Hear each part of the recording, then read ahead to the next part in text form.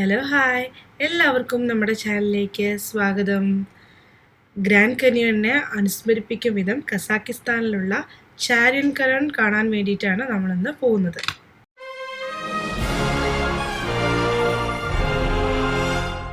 മറ്റുള്ള സ്ഥലങ്ങൾ പോലെ തന്നെ ഇവിടെയും ടിക്കറ്റ് എടുക്കണമായിരുന്നു. അതുകൊണ്ട് ഞങ്ങളുടെ ഗൈഡ് പോയിട്ട് ടിക്കറ്റൊക്കെ എടുത്തിട്ട് വന്നു. അതിനുശേഷം ഞങ്ങൾ നേരെ ചെന്നത് പാർക്കിംഗ് ഏരിയയിലോട്ടേക്കാണ്. വണ്ടി അവിടെ പാർക്ക് ചെയ്തതിന് ശേഷം നടന്നിട്ട് വേണം ചാരിയൻ കാനിയോൺ കാണാൻ വേണ്ടി പോകാൻ.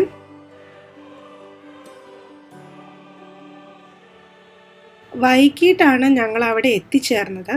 അതുകൊണ്ട് തന്നെ നടന്നു പോകുന്ന വഴിയിൽ വലിയ തിരക്കുകളൊന്നും കണ്ടില്ല. എനിക്ക് തോന്നുന്നു ഒരുവിധം എല്ലാവരും അത് കണ്ടു കഴിഞ്ഞ് അവിടുന്ന് കയറിയും തോന്നുന്നു.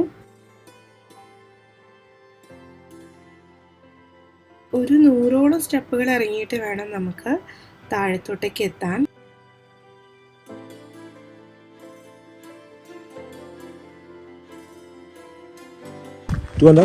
Yes, 2.5 kilometers. It's approximately 50 minutes with taking photos. Yeah, your shoes is very good. Exactly which kind of shoes we need to wear to going to the Charian Canyon. ചൈനയുടെ അതിർത്തിയോട് ചേർന്ന് കിടക്കുന്ന മലയിടുക്കുകളാണ് ചാരിയൻ കാനിയൻ. 2.5 കിലോമീറ്റർ നീണ്ടു നിൽക്കുന്ന മലയിടുക്കുകളാണിത്. Kilometre നടന്നു കഴിഞ്ഞ് നമുക്കൊരു ചെറിയൊരു river കാണാൻ കഴിയും. അത് കഴിഞ്ഞ് വീണ്ടും 200 മീറ്റർ കൂടി നടന്നു പോയിട്ടുണ്ടെങ്കിൽ ഒരു ചെറിയ ലേക്കൊക്കെ ഉണ്ടെന്ന് നമ്മുടെ ഗൈഡ് പറഞ്ഞു. എന്നാൽ നമ്മൾ അത്രയും ദൂരം നടക്കാൻ ശ്രമിച്ചില്ല. ഇരുട്ടായി തുടങ്ങിയായിരുന്നു അതൊരു കാരണം. പിന്നെ അത്രയേറെ നടക്കാനുണ്ട്, നമ്മൾ വല്ലാതെ ടയേർഡാവും. അതുകൊണ്ട് തന്നെ 2.5 കിലോമീറ്റർ നടന്ന് ഞങ്ങൾ ആ ഒരു ചെറിയൊരു റിവർ സൈഡ് എത്തി. അത് കഴിഞ്ഞ് അവിടുന്ന് തിരിച്ചു പോരുകയാണ് ചെയ്തത്. ഇപ്പോൾ നമ്മൾ കാണുന്ന സ്ഥലം പണ്ടിവിടെ കടലായിരുന്നു എന്ന് പറയപ്പെടുന്നു. കടലൊഴിഞ്ഞാണ് ഇതുപോലെ വലിയൊരു മലയിടുക്ക് രൂപപ്പെട്ടതെന്നും പറയപ്പെടുന്നു. വെള്ളം ഒഴുകിപ്പോയത് കൊണ്ടാണ്, അല്ലെങ്കിൽ വെള്ളത്തിൻ്റെ ഒഴുക്ക് കാരണമാണ് ആ 2 ഭാഗങ്ങളിൽ കാണുന്ന കല്ലുകളിൽ അത്തരത്തിലുള്ള അടയാളങ്ങളൊക്കെ കാണുന്നതെന്നും പറയപ്പെടുന്നു. ഇതെല്ലാം പറഞ്ഞു കേട്ട കഥകളാണ്.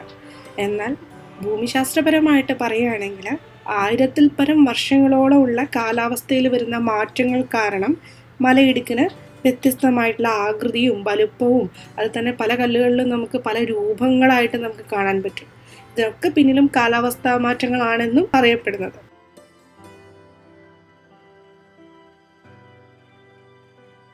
അപൂർവ ഇനം ജീവജാലങ്ങളും സസ്യങ്ങളും മൃഗങ്ങളും എല്ലാം അവിടെ ഉണ്ട്. മനുഷ്യരുടെ ആ ഒരു പ്രസൻസ് ഉള്ളത് കാരണമായിരിക്കാം പകൽ സമയങ്ങളിലൊന്നും തന്നെ അവയൊന്നും കാണാൻ പറ്റിയില്ല.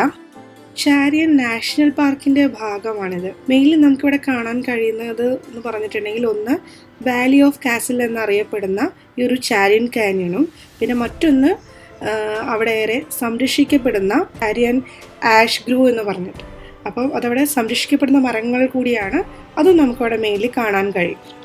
മറ്റുള്ള സ്ഥലങ്ങളിലേതുപോലെ തന്നെ അവിടെയും ആ ഒരു എക്കോ വാൻ കണ്ടെങ്കിൽ കൂടി അവിടെ ഒരു വണ്ടി മാത്രമേ നമ്മൾ കണ്ടുള്ളൂ. സമയം കഴിഞ്ഞതിനാലാണോ എന്നറിയില്ല, കുറച്ച് പേര് അതിൽ കയറി പോകുന്നത് കണ്ടു. അപ്പം നമുക്ക് നടന്ന് ഒരുപാട് ക്ഷീണിക്കുകയാണെങ്കിൽ അതുപോലെയുള്ള വണ്ടിയും നമുക്ക് യൂസ് ചെയ്യാവുന്നതാണ്. നടന്നു വരുന്ന വഴികളിൽ തന്നെ ചെറിയ ചെറിയ ഈ ഹട്ട് പോലെ പണിത് വെച്ചിട്ടുണ്ട്. നമ്മൾ നടന്ന് ക്ഷീണിക്കുന്ന സമയത്ത് നമുക്ക് അവിടെ ഇരുന്ന് അല്പം റെസ്റ്റൊക്കെ എടുത്തതിന് ശേഷം നടന്നു പോവുകയും ചെയ്യാം. പല സ്ഥലങ്ങളിൽ നിങ്ങളിങ്ങനെ ചെറിയ ചെറിയ കല്ലുകൾ ഇങ്ങനെ അടുക്കി മുകളിലോട്ട് ഇങ്ങനെ വെച്ചതായിട്ട് കണ്ടിട്ടുണ്ടാവും അല്ലേ. പല സ്ഥലങ്ങളിലും അതിന് പല ഐതിഹ്യങ്ങളുമാണുള്ളത്. അപ്പം ഞങ്ങളിങ്ങനെ നടന്നു പോകുന്ന വഴിയിലും അതുപോലെ കുറച്ച് കല്ലുകൾ ഇങ്ങനെ അടുക്കി വെച്ചത് കണ്ടപ്പോൾ നമ്മുടെ ഗൈഡ് ഡയാനയോടുത്ത് ചോദിച്ചു, എന്താണ് ഇവിടുത്തെ ഐതിഹ്യം, അവിടെ ആ സ്ഥലങ്ങളിൽ എന്തൊക്കെയാണ് പറയുന്നതെന്ന് അറിയില്ലല്ലോ. അപ്പോൾ അവരത് നന്നായിട്ട് തന്നെ എക്സ്പ്ലെയിൻ ചെയ്ത് തരികയും ചെയ്തു. In the ancient time, we saw our step is very huge and there is no sign. So the people, they would like to make a road or make a map that I turn right here and not to lose way going back home. They make a map. Like this. Yeah. So he knows, okay, this is he turn right, and then he put that one stones, he turn left. So he can find the way back. അങ്ങനെ finally നമ്മൾ നടന്ന് നമ്മൾ ആദ്യം പറഞ്ഞില്ലേ ഒരു ചെറിയ river ഉണ്ടെന്ന്, ആ ഒരു സൈഡിലോട്ടേക്ക് എത്തി.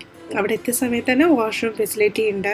ഇരിക്കാനായിട്ട് കുറേ ഇങ്ങനെ ഹട്ടുകൾ പോലെ പണിത് വെച്ചിട്ടുണ്ട്. അപ്പോൾ അതുകൊണ്ട് തന്നെ നമുക്ക് അവിടെ എത്തിക്കഴിഞ്ഞാൽ കുറച്ച് സമയമൊക്കെ റെസ്റ്റൊക്കെ എടുത്ത് പതിയെ തിരിച്ച് നടക്കാവുന്നതാണ്. അല്ലെങ്കിൽ വീണ്ടും 200 മീറ്റർ നിങ്ങൾക്ക് വീണ്ടും നടന്ന് ആ ലേക്ക് സൈഡിലോട്ടേക്ക് പോകാവുന്നതുമാണ്. അവിടെ കണ്ട ഒരു മണിയാണത്. ഇത് എന്തിനാണ് അവിടെ വെച്ചിരിക്കുന്നതെന്ന് ഒരു ഐഡിയ ഇല്ല. ഏകദേശം നമ്മളൊരു 45 മിനിറ്റിനടുത്ത് തന്നെ നമ്മൾ നടന്നിട്ടാണ് നമ്മളിവിടെ എത്തിച്ചേർന്നത്. അതും ആ ഒരു സൈഡിലൂടെ ഒഴുകുന്ന ഒരു റിവർ ഉണ്ടെന്ന് പറഞ്ഞില്ലേ, നന്നായിട്ട് തന്നെ വെള്ളം കുത്തി ഒലിച്ച് പോകുന്നുണ്ടായിരുന്നു. അതും ഐസ് പോലെ തണുത്തിരിക്കുന്ന വെള്ളവുമാണ്. നല്ല മനോഹരമായ ഒരു കാഴ്ചയായിരുന്നു ആ ഭാഗങ്ങളിൽ നമുക്ക് കാണാൻ കഴിഞ്ഞിരുന്നത്. ഇരുട്ടാവാറായതുകൊണ്ട് തന്നെ ഞങ്ങൾ കുറച്ച് സമയം അവിടെ സ്പെൻഡ് ചെയ്ത് പിന്നെ തിരിച്ച് നടക്കുകയാണ് ചെയ്തത്. ഈ വീഡിയോ ഇഷ്ടമായിട്ടുണ്ടെങ്കിൽ തീർച്ചയായിട്ടും സബ്സ്ക്രൈബ് ചെയ്യുക, ലൈക്ക് ചെയ്യുക. നിങ്ങളുടെ നിർദ്ദേശങ്ങളും അഭിപ്രായങ്ങളും എല്ലാം തന്നെ കമൻറ്റ് ബോക്സിൽ രേഖപ്പെടുത്തുകയും ചെയ്യാം. Thank you.